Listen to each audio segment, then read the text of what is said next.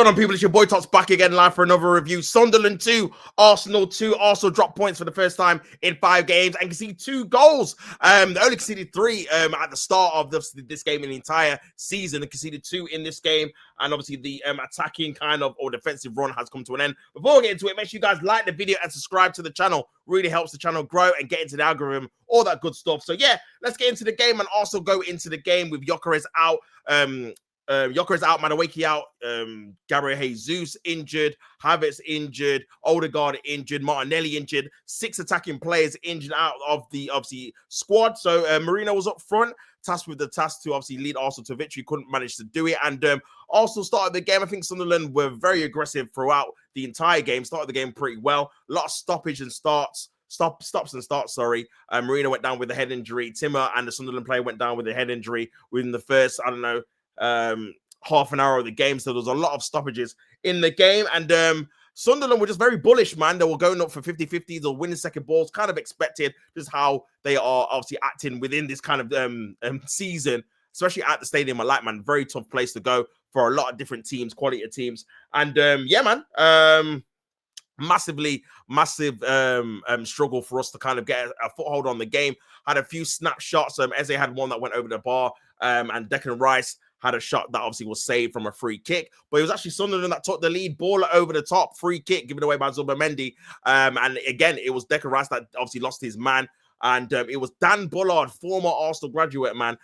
He rifled one into the top corner. Fantastic goal, great touch with his I think left foot to steady it and then right foot to smash it in. He has obviously a history of scoring goals at the stadium at Light as well late on. So yeah, that was 1-0 to Sunderland, and physicality wise they were trying to win every kind of ball and tackle. We didn't really dominate the games that we have been before. Only got one corner, we took it short, so that just kind of shown that Sunderland weren't dealing with a load of chances towards the first half. And yeah, this was a bit of this was the first time that Arsenal had to show a little bit of resiliency, apart from obviously the Newcastle game where they came from behind. And yeah, man, the second half, much better performance by Arsenal. I thought the first half they were a bit slow, a bit shaky. I think the rhythm was obviously messed up with the stops and starts. But yeah, in the second half, man, we got into the groove and started to create a decent amount of chances, to be honest with you. And yeah, we ended up scoring an equalizing goal. Fantastic pressing by Declan Rice. One of their players were dallying on the ball, and I feel like that's where Declan Rice is at his best. Very good pressing there in the final third. Pressing, winning the ball back into the path of Mikel Marino, who teed it off to Saka, who took a touch with his left foot and smashed it into the bottom corner with his right foot to make it 1-1. A fantastic goal. And then after that, Arsenal were kind of dominating, man. They had a load of different chances. Zubamendi had a chance created by Trossard, who played it through the legs of Traore, and Zubamendi had a shot that went just marginally wide. There was a chance where Eze had a volley with his left foot that went straight at the keeper, and then another opportunity, man, ball it into the box, put the keeper punched it out straight to Zubamendi, who had a shot that hit the bar, and it was cleared away from Sunderland. So yeah, Arsenal were probing and propping, and Sunderland didn't really have an answer in that second half in terms of during this period of time of Arsenal dominating, but it was, and it ended up being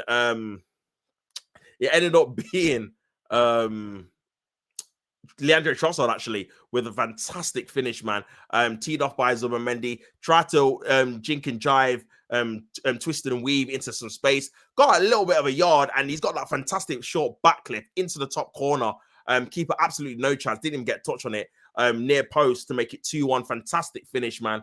And yeah, that was 2-1 in the second half, and you thought Arsenal are going on their way for another 3 points. But I always thought, man, Sunderland, they've just got that kind of vibe, the stadium, the physicality to launch one on, whether it's a long throw, a corner, a free kick, a set piece, a cross, just to create chaos and havoc. And we were never settled all game, man. And fair play to them, man. Their physicality matched ours or even succeeded ours at times. People like Gabriel and Saliba were struggling to handle certain aerial threats and duels.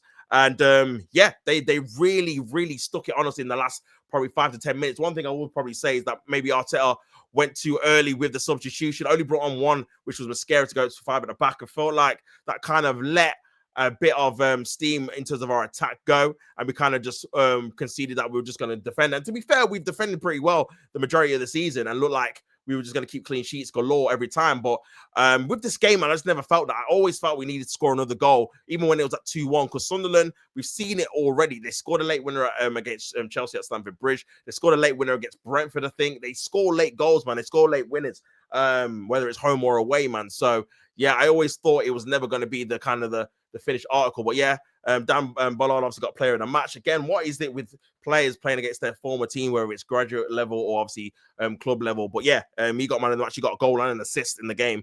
But, yeah, the equaliser came in the 94th, 5th minute. And, yeah, man, kind of a melee into the box. Cross comes in. And Bromley, fantastic athleticism, gets in between Gabriel and David Ray, who's come storming out and does like not like a bicycle kick, but like an acrobatic kick off balance in the air to pull it into an empty net to make it 2-2. And yeah, even also had a chance after that, man. A ball comes in, Calafiori has a header saved by the keeper, falls to Mikel Merino with an open goal, and it's Ballard again with a last-ditch tackle off the line to save Arsenal winning the game, or stop Arsenal from winning the game.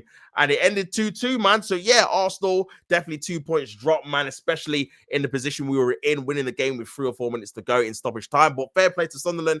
I think, again, with the chances we had, Arsenal definitely had enough to win the game and probably should have won the game, especially in that second half, man. If Zubermany puts one of his chances in, Eze the same, Mikel Merino at the end, like, you're scoring at least another goal and you're winning the game. But fair play to Sunderland. I think based off their kind of effort and their law and their physicality and aggression and winning second balls and doing what they needed to do to try and gain an advantage, they're definitely worth their kind of point in the end, man.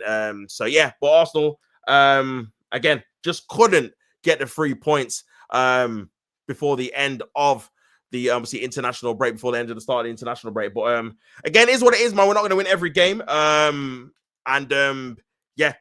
we just have to try and move on from that. Obviously, we're going to get some players back, some attacking players as well. So we have to just hope we're going on a winning run now. Again, I feel like that draw has probably not gave us a lot of wiggle room to when we go to the likes of Chelsea, Tottenham. You're going to have to try and go there and beat these guys now. Whereas before, maybe you could get away with the draw. But yeah, I think, again, to try and carry on that winning momentum, you're going to have to go there and try and get 3 points now. But overall, like I said, man, disappointed we didn't get the victory. I thought, again, defensively, we could have defended a few of the kind of chances better. But at the same time, you've got to give Sunderland credit, man, because they were very aggressive. Normally, Arsenal are the most aggressive team when it comes to set pieces and throw-ins and these kind of aerial duels. But they were definitely more up to the task and kind of thrived off it, really, bullying some of our defenders as well, whether it's Declan Rice, whether it's Gabriel, in some of the aerial duels and stuff like that, especially when it comes to the 2 goals as well in the air. Winning the second balls, crucial as well for both goals, very aggressive.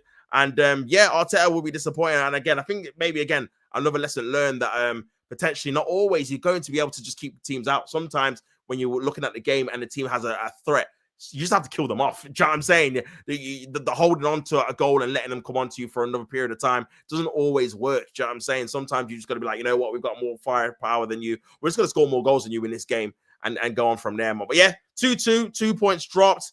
But probably the only caveat is that Man City and Liverpool both play each other this weekend. So only one of them can gain on us. Do you know what I'm saying? And if it's a draw, then it's back to where we were. So we would have probably got away with one. So yeah, but we'll see what happens obviously tomorrow. But yeah, big up everyone tuning in. Make sure you guys like the video, subscribe to the channel. Like I always say, don't edit the game. And until next time, people, I'm out. Peace and love.